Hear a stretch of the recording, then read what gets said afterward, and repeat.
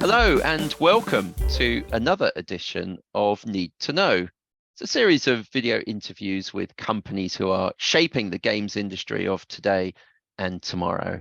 And I'm delighted to be talking to Sarah Brewster today from Fresh Seed. Hello, Sarah. How are you doing? I'm good, thanks, Sam. Thanks for inviting me. Well, thanks for joining me today. And I think one of the most important things is for the audience to learn a little bit about who you are. So who is Sarah? And tell us a little bit about Fresh Seed. So Fresh Seed is a people and culture business to games. We work across everything from HR, learning development, and organisation psychology, looking at culture particularly and the psychology of workplaces.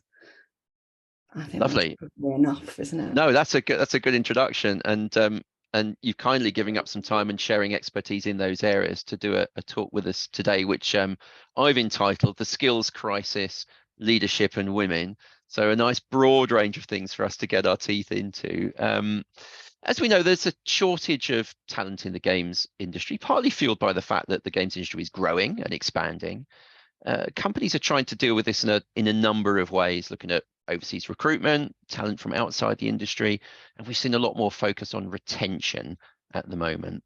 But I want to hear your view on this, Sarah. So what's your view of the talent crisis, and are there any weaknesses and opportunities that games companies can take advantage of here?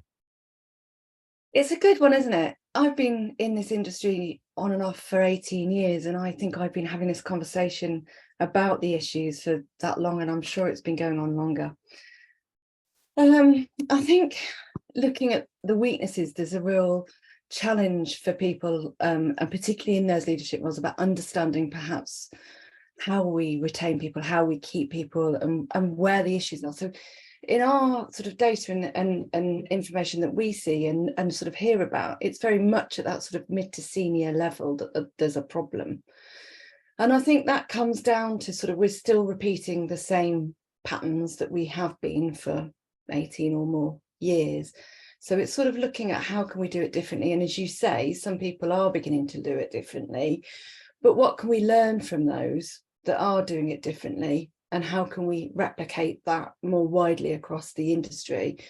Because there's still this ethos that if you're working, you know, if you want to stay in games, or you want to come into games from the outside, you've got to have had some games experience. And if we're only fishing from that pool that's got games experience, it's not a very big pool, as you say. You know, it's the pool is shrinking as the games industry is growing.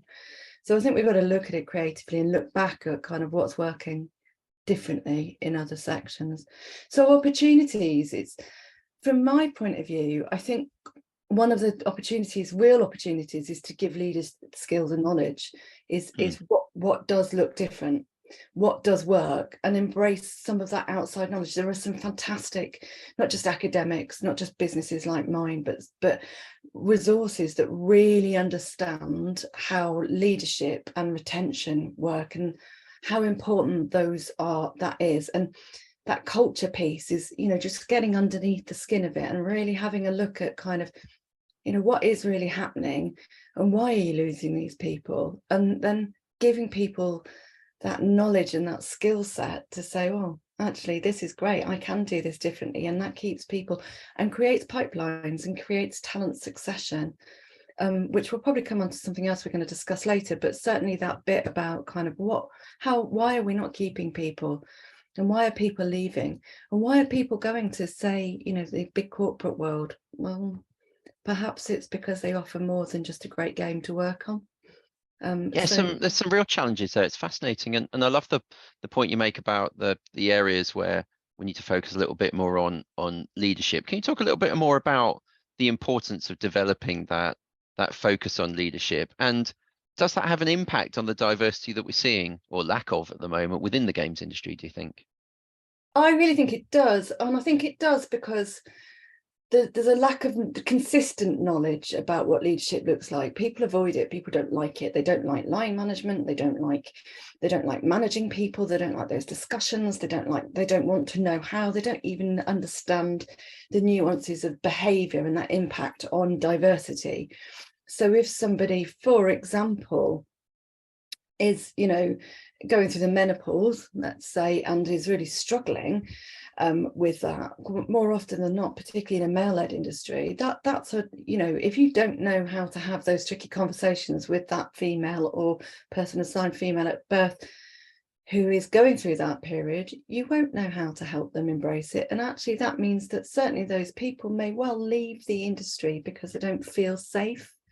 So I think there's a real issue with perhaps understanding the leadership role and how important it is, and how important it is to have great skills in it that don't have to be just about it's certainly not about micromanaging people. It's actually about supporting people to thrive and to walk with them and to give them the opportunities to perform well.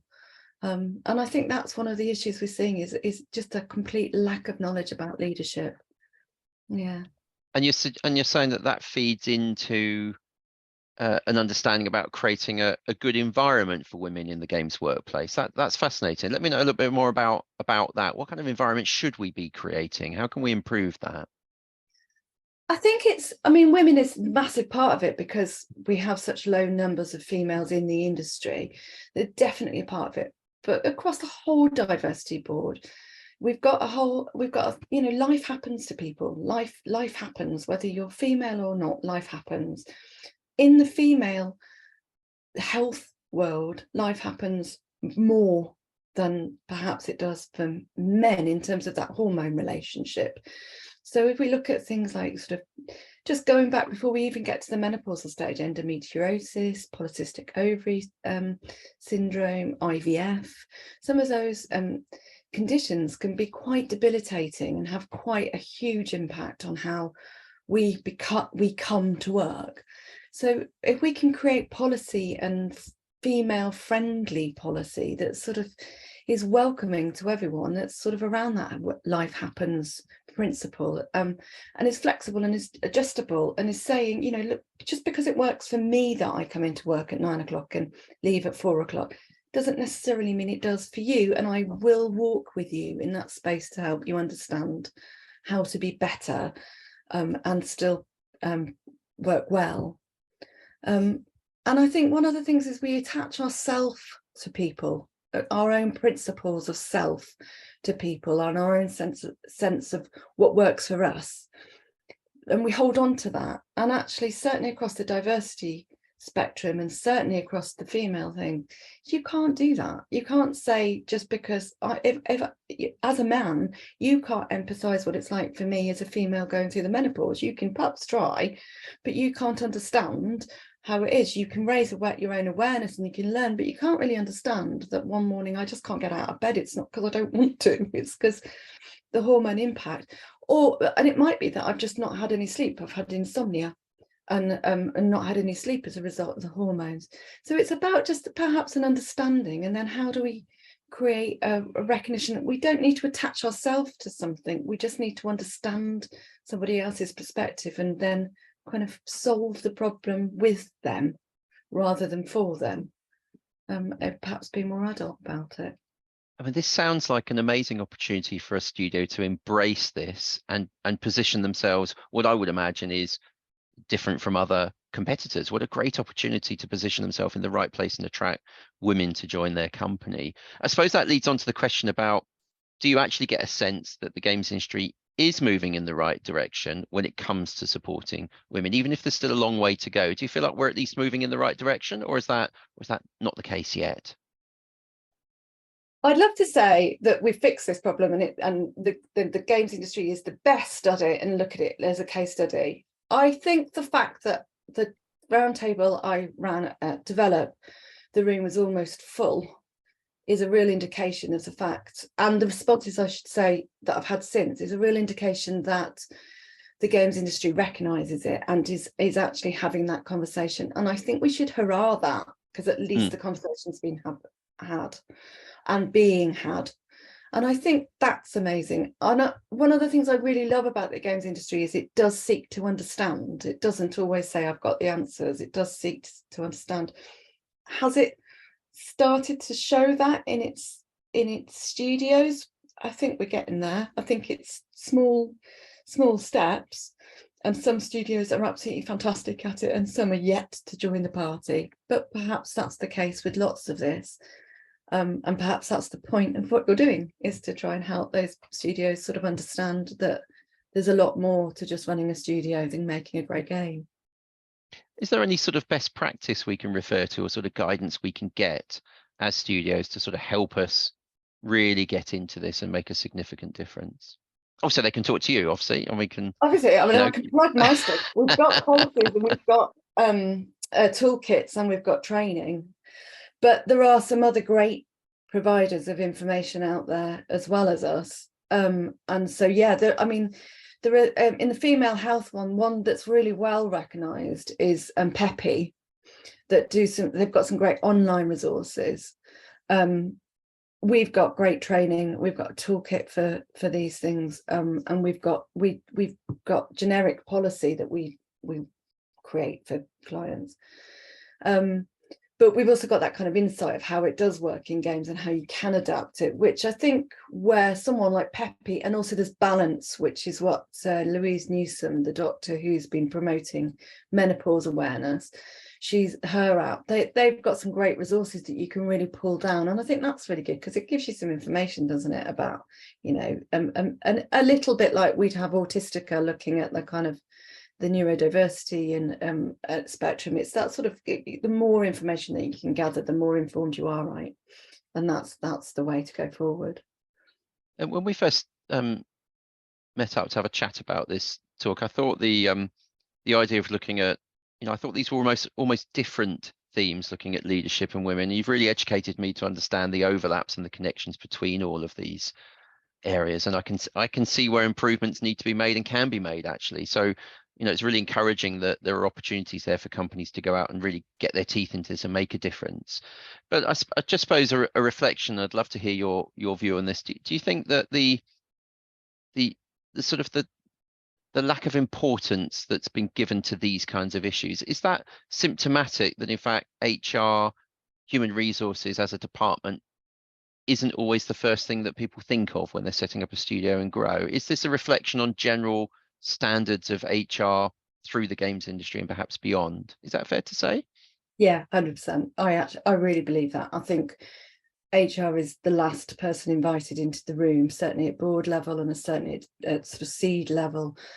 We're only brought in, particularly when it's indie, we're only brought in as a crisis management response. So, and then we backtrack with them and sort of understand what's happened before, which helps them sort of go, oh, actually, we could have done that and we could have done that differently.